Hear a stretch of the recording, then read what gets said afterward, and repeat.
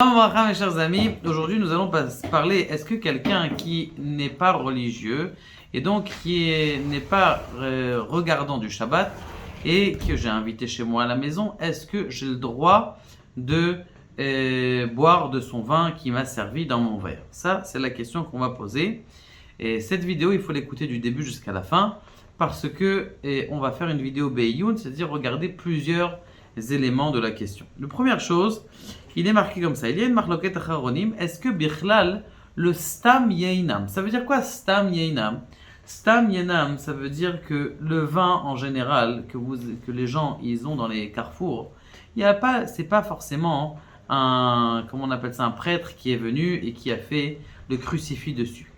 C'est des vins, les gens, et c'est du business aujourd'hui. C'est ce qu'on appelle stam yeinam. D'accord? Il n'y a pas quelqu'un qui vient dans les cuves et qui est religieux, qui fait vraiment. Bon, peut-être de loin il fait, mais c'est pas comme ça qu'on fait. Le Nissour qu'il faisait à l'époque, c'était de prendre du vin, de faire vraiment des incantations dessus, de parler de parler du culte étranger, mais ce n'est plus le cas aujourd'hui. Donc ce qu'on appelle Stam Yenam. Et donc est-ce qu'on a le droit d'utiliser du Stam Yenam donc pour le Kiddush et la Havdalah? Il est marqué donc à ce sujet que le BR Esek il permet. Par contre, les halachot ktanot, c'est un autre posek qui dit que c'est assaut. Donc maintenant là, on parle de quoi? On parle que c'est un goy, que même le BRSEC, il interdit, il permet.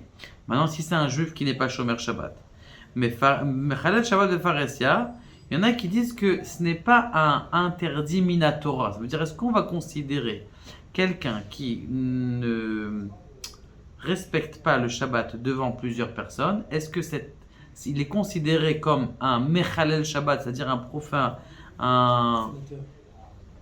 quelqu'un qui profane le Shabbat de façon publique, est-ce que c'est Minatora ou Miderabanan? Alors le Rav Ovadia, il a trouvé plusieurs Kamas Varot laquelle. La première, il y en a qui disent que quand un Mechalel Shabbat il touche le vin uniquement, il rend pas le vin pas kasher. Il y en a qui disent que aujourd'hui les gens qui sont Mechalel Shabbat, eh bien c'est la majorité parce qu'ils ne savent pas, ils connaissent pas les halachot, ils n'ont pas appris quand on est petit. Vous savez, quand vous avez un certain âge et que vous apprenez qu'il faut faire Shabbat, c'est déjà loin déjà, tu as déjà pris des habitudes toutes les semaines de ton seder de Shabbat, tu vas pas changer. Et en plus de ça, on peut dire que c'est Tinokot Nishbu, ça veut dire que c'est des gens qui ont mal été éduqués dans des écoles qui sont pas religieuses.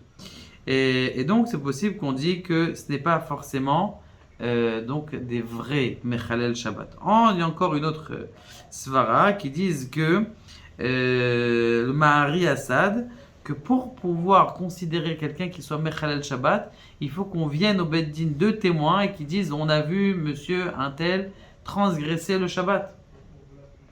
Il y en a une autre svara qui disent que il faut bichlal que ça soit le nasi, ça veut dire il faudrait que ce soit Rav Yitzhak Yosef qui voit ce monsieur en train d'être Mechalel Shabbat, de transgresser le Shabbat. Aujourd'hui ils sont pas comme ça, même celui qui vient à la synagogue en voiture, il garde la voiture des kilomètres pour pas que les gens ils le voient. Et Imiesh Davka Shiyu Asarem Makom Ershad Mechalel Shabbat, est-ce qu'il faut qu'il soit ce soir qu'il ait pris la voiture devant un juif et encore après encore un juif, ou il faut qu'il y ait 10 juifs en même temps qui le voient être Mechalel Shabbat.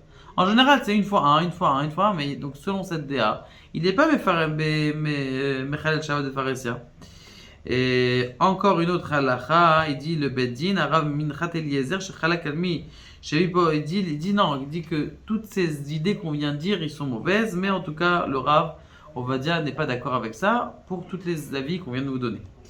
Et en plus de ça, il faut faire attention aujourd'hui avec les gens qui sont qui profanent le Shabbat. Pourquoi? Parce que si tu les repousses avec les deux mains, dis ah toi t'es profane Shabbat, je touche pas ton vin, va de là, je veux pas de truc. Qu'est-ce qui va se passer? Le pauvre, peut-être que lui il va pas faire tes chouvas, mais son fils aussi ça va être encore pire. Il va être plus qu'il va, il va enlever toute ça, il va jamais revenir à la Torah.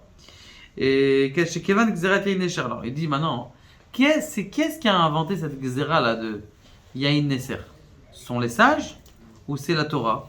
A priori, si c'est vraiment on s'est prosterné devant le vin, alors c'est vraiment que c'est min Minatora. Mais là, c'est pas comme on a dit tout à l'heure, c'est Mishum Khatnout. On a peur que tu viennes, il va avoir des mariages qui sont mixtes. Alors, du fait que c'est qu'une Xera des Rabbanan, et avec toutes les deux, on a dit que c'est pas forcément un Mechalel Shabbat de Pharesia, il dit, vit un état sorek chez Rabou Ataamim laquelle, c'est la raison pour laquelle, Midina, on peut dire que ce vin-là, il est encore cachère, même s'il s'est servi de la bouteille.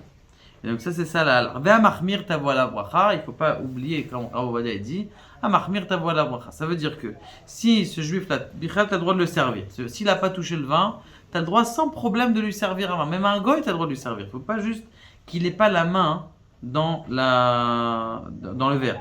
Tu poses le verre même à un goy, par exemple, je sais pas, il y a un des goys qui est à table, un associé ou je sais pas, quelqu'un que vous avez invité, il a son verre sur la table, vous avez le verre de vin dans la main, et vous lui servez un verre de vin. Ça, si la majorité bien sûr des juifs est autour de la table, parce que de boire du vin dans un café avec ou de manger avec un goy, même si mon repas il est pas caché, on n'a pas le droit de le prendre. On avait déjà fait une vidéo chercher plus haut. Et donc c'est la raison pour laquelle si vous avez donc invité un non respectant, quelqu'un qui n'est pas Shomer Shabbat à la maison, eh bien son vin, même s'il a touché le vin, c'est permis. Si vous lui avez servi du vin, c'est aussi permis, d'accord? Et même s'il s'est servi du vin, ce qui reste à l'intérieur de la bouteille, c'est aussi permis. Baruch Adonai, Le'olam, Amen, Amen.